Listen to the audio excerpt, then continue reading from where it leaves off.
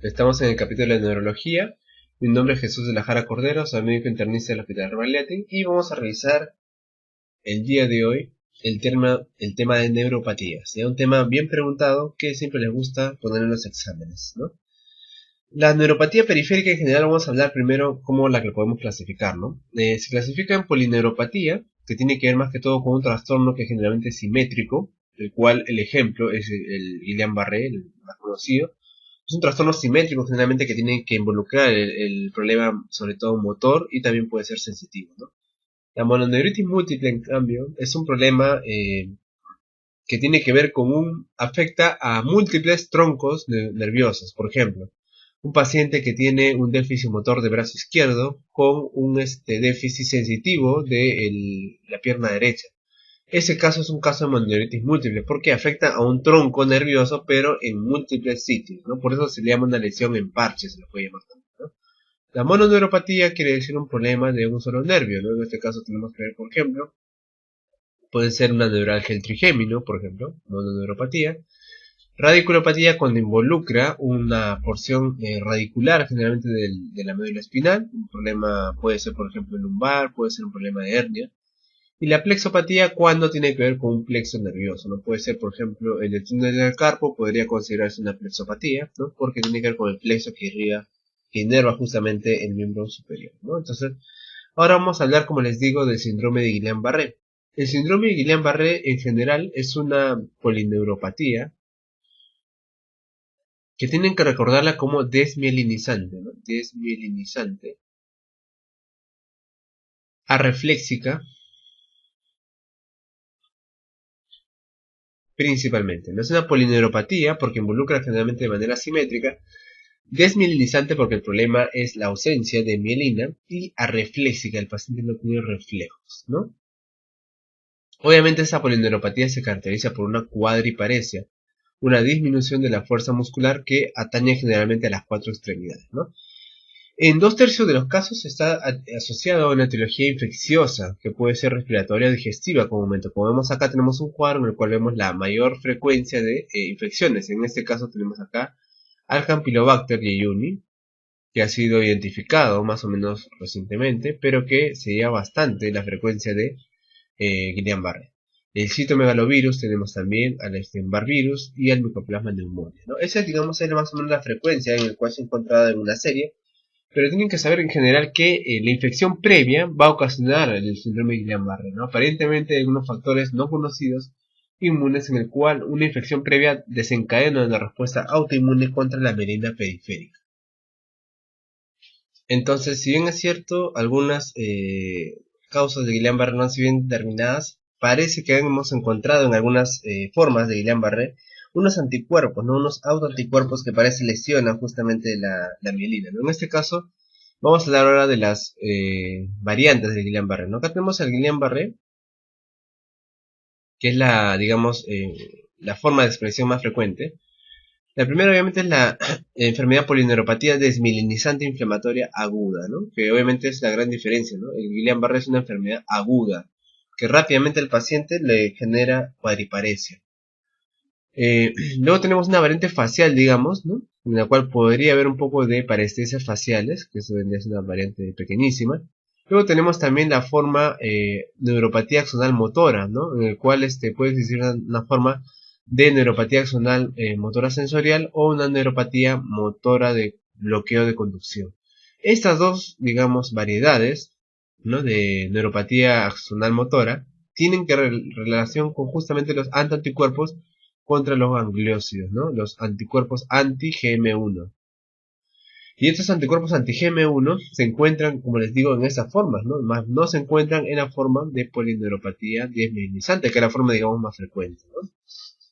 También tenemos la variante del síndrome de Miller-Fisher, que consiste en una ataxia severa, arreflexia y oftalmoplegia, ¿no? ¿Por qué? Porque obviamente ustedes saben que el Guillain-Barré se caracteriza precisamente por mayor compromiso de las extremidades distales, ¿no? En cambio acá en este caso, el Miller-Fisher, tenemos pues esta variante, ¿no? De oftalmoplegia, ¿no? El paciente tiene constantemente pues plegia ocular, ¿no? Diplopia. y ataxia severa, además de la reflexia que ya está, pues, digamos, documentada en el Guillain-Barré. También tiene escaso compromiso de debilidad muscular, ¿no? La debilidad muscular no es tan importante como el Guillain-Barré, ¿no? Y esta, pues, el síndrome de Miller-Fisher además, pues, tiene otras variantes, ¿no? Entonces, estas son las variantes en general de Guillain-Barré. Si ustedes les preguntan, Guillain-Barré en general es una enfermedad desmielinizante, cuadriparésica, polineuropatía inflamatoria aguda, ¿no? Pero existen ya, como les estoy diciendo, variantes que no son desmielinizantes, sino también motor axonal, etcétera, ¿ya? ¿Cuáles son las características? ¿Cómo reconozco un paciente con síndrome de Guillain-Barré? Se dice que a veces lo primero en aparecer es un pequeño entumecimiento de algunas extremidades. Posteriormente puede acompañarse de parestesia y luego de debilidad, ¿no? Debilidad, que es la falta de la disminución de la fuerza. Esta debilidad es muy importante, es la característica más importante, que suele ser, como les digo, de presentación un poco aguda, ¿no? Puede haber también a veces dolor en estas extremidades. Esta debilidad es generalmente bilateral, lo que llamamos relativamente simétrica. O sea, casi simétrica quiere decir que de un lado del hemicuerpo izquierdo y también del derecho. No siempre necesariamente de la misma intensidad, pero sí simétrica en la presentación, ¿no? Esta suele ser progresiva. El paciente rápidamente va progresando, ¿no? Que progresa durante el periodo solamente de 12 horas hasta a veces 28 días, que es lo menos frecuente, ¿no? Antes de alcanzar una meseta. O sea, el paciente empieza a empeorar, digamos, la disminución muscular y alcanza una meseta y ahí se queda, ¿no? Puede haber también una parálisis facial, sí, no es tan frecuente, hasta en un 50% de casos, ¿ya? Pero tampoco es tan frecuente. Otra característica aparte de la debilidad es la hiporreflexia o en todo caso una arreflexia total, disminución de los reflejos osteotendinosos de manera generalizada. La sintomatología generalmente del Guillain-Barré, como les digo, es distal. Eso quiere decir que el paciente va a tener problemas primeramente en la fuerza muscular distal, tanto de las manos como de los pies, ¿no? Esto de acá se puede demostrar, por ejemplo, cuando al paciente le hacemos agarrar algo, ¿no? Le pones tu dedo, le dices, aprieta fuerte mi dedo, no me sueltes, y pues el paciente no tiene casi ninguna fuerza, ¿no? Eso es, digamos, de predomino distal. También tenemos que saber que es una debilidad que empieza distalmente y va hacia la parte central. Eso se llama una debilidad ascendente, ¿no?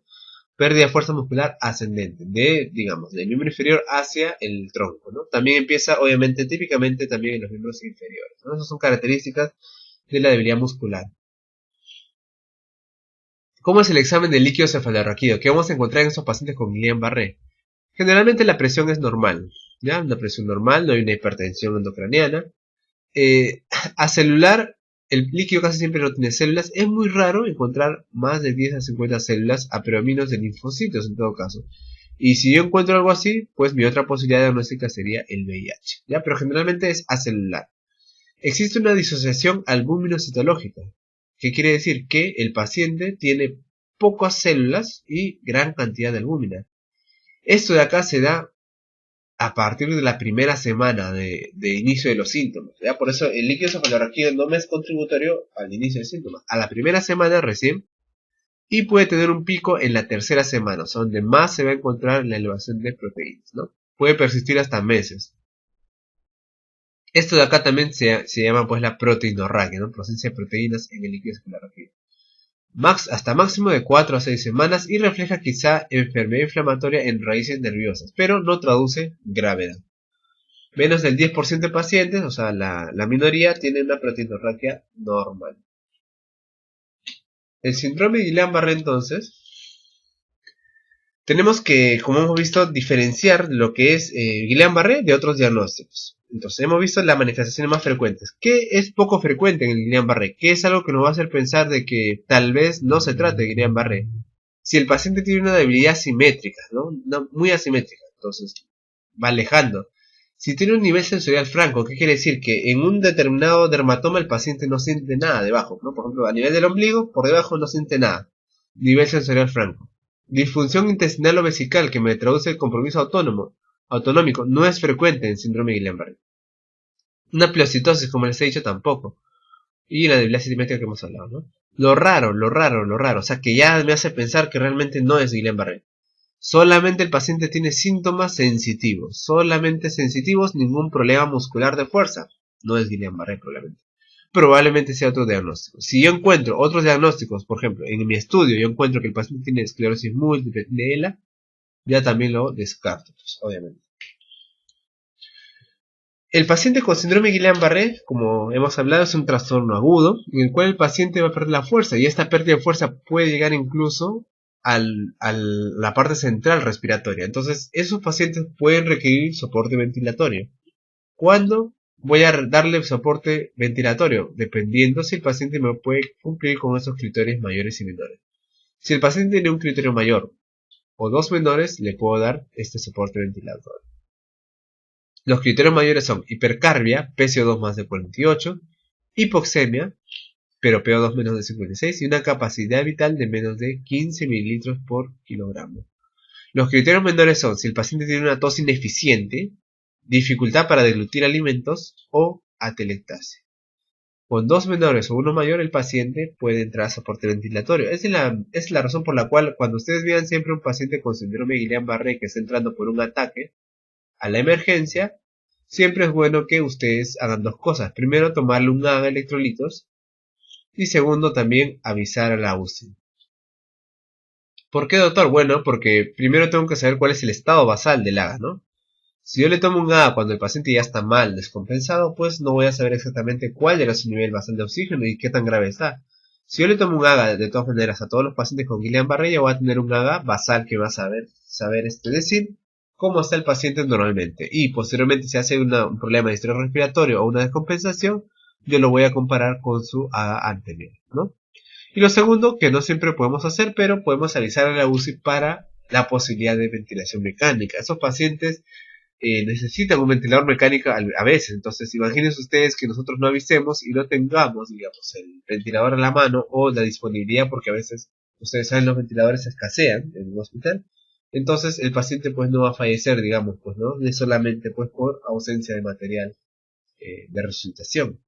Entonces, un paciente con síndrome de Guillain-Barré pues es un poco más complejo de lo que podría parecer, ¿no? Hay que tener siempre cuidado porque es un paciente que puede ir a la ventilación mecánica. ¿Cuál es el tratamiento? Ya una vez que nosotros ya, digamos, hemos encontrado al paciente, ¿no? Con síndrome de Guillain-Barré. Bueno, el tratamiento fundamentalmente tiene que ver con la plasmaféresis o las inmunoglobulinas, ¿no? La plasmaféresis es un procedimiento que lo utilizamos en el hospital, ¿no? Apoyados en banco de sangre y también en el servicio de hematología, que es sobre todo eficaz si se inicia dentro de las 2 primeras semanas de la enfermedad. O sea, cuando el paciente recién está con los síntomas, ¿no? El paciente que no puede caminar. Se puede dar el régimen 5 plasmaféresis durante un periodo de más o menos 2 semanas, ¿no? Podemos darle 200 o 250 mililitros por kilogramo en 4 a 6 tratamientos en días alternos, lunes, miércoles y viernes, por ejemplo. Y es un tratamiento que, como les digo, ha demostrado ser eficaz para aliviar los síntomas de Guillain-Barré. Es un tratamiento eficaz que le damos a los pacientes con Guillain-Barré y muchas veces se recuperan, ¿no? También tenemos como disponible la inmunoglobulina. Miren ustedes que los tratamientos en general buscan el problema inmunológico, porque se trata de una enfermedad inmunológica, ¿no? La plasmaféresis, justamente lo que trata de hacer es, digamos, eliminarlo de la cantidad de autoanticuerpos que puedan existir, ¿no? Un lavado de anticuerpos y eso de ahí va a ayudar al paciente. En el caso de las inmunoglobulinas, dentro de las 2 semanas del inicio de la enfermedad, es tan eficaz como la plasmaféresis en Guillain-Barré, que no puede, pues, caminar, ¿no? La dosis total es de aproximadamente 2 gramos por kilogramo durante 5 días. 2 gramos por kilogramo durante 5 días. Tenemos también, en el caso del síndrome de Guillain-Barré, como les he dicho, unas variantes, ¿no? En el caso del síndrome de Miller-Fisher, que la variante importante pues es que existe una oftalmoplegia externa, una ataxia, que suele ser severa, ¿no? Y pues la reflexia que nosotros ya conocemos, ¿no? Y como les digo aquí, es poco frecuente que haya un compromiso de debilidad importante, ¿no? Y digamos, no la otra variante, pero la otra enfermedad que viene en el mismo grupo, sería la polineuropatía desmielinizante inflamatoria crónica, ¿no? Es similar, es muy similar a Guillain-Barré, la única diferencia es la instalación, ¿no? En Guillain-Barré, como ustedes saben, es menos de un mes. En el caso de la polineuropatía desmielinizante inflamatoria crónica es más de un mes. Tiene el pico en la quinta a sexta década de la vida, ya pacientes un poco más ancianos. Es un cuadro similar al Guillain-Barré, como les digo, pero la instalación es mucho más lenta, por eso es crónica. Los hallazgos en el líquido cefalorraquídeo son similares con la disociación albúmina citológica, la proteinorraquia, Pero acá sí el tratamiento, digamos, que ha demostrado utilidad, son los corticoides, ¿no? Los corticoides no me han servido, por lo menos, para el tratamiento de Guillain-Barré de primera línea, ¿no? No hay una evidencia que muestre que los corticoides sean efectivos, pero en esta enfermedad de la polineuropatía desminimizante crónica, sí. Ya los corticoides pueden ser considerados como primera línea de tratamiento. Pero también, por supuesto, tenemos a la plasmaféresis y a las inmunoglobulinas intravenosas si el paciente, pues, puede ir progresando mal. Finalmente les voy a hablar de algunas neuropatías que por ahí les puede venir, no son Guillain-Barré, pero también son unas polineuropatías. Tenemos neuropatías metabólicas, ¿no? ¿Cuándo es metabólica? Cuando es causado por todo lo que es desórdenes electrolíticos y bioquímicos, ¿no? En este caso, por ejemplo, tenemos la neuropatía diabética. Es una neuropatía que se presenta con una relativamente frecuencia en los pacientes diabéticos. Hasta el 10% de pacientes pueden llegar a tenerla. Es generalmente simétrica y distal, ¿no? A predominio sensorial. Como ustedes saben, los pacientes diabéticos sufren bastante lo que es predominio sensorial, ¿no? Parestesias, hiperestesias, ya sea en las manos o en los pies, ¿no? Ustedes saben que estas lesiones se llaman las lesiones en calcetín, ¿no? ¿Por qué? Porque justamente involucra el territorio, digamos, que cubrimos con un calcetín o con una media, ¿no? Se predomina por una hiperestesia, como les digo, ¿no? Una hiperestesia. El paciente tiene generalmente aumento del dolor, ¿no? Cualquier, digamos, roce con la ropa, el roce incluso con la sábana puede causarle gran dolor, ¿no? Es una característica del REM positivo. Y también existen neuropatías vegetativas gastrointestinales. Sí, el paciente diabético también puede hacer problemas no solamente periféricos, sino también vegetativos, ¿no? O sea, el sistema autonómico a nivel gastrointestinal puede tener diarreas a veces ¿no? por esos problemas.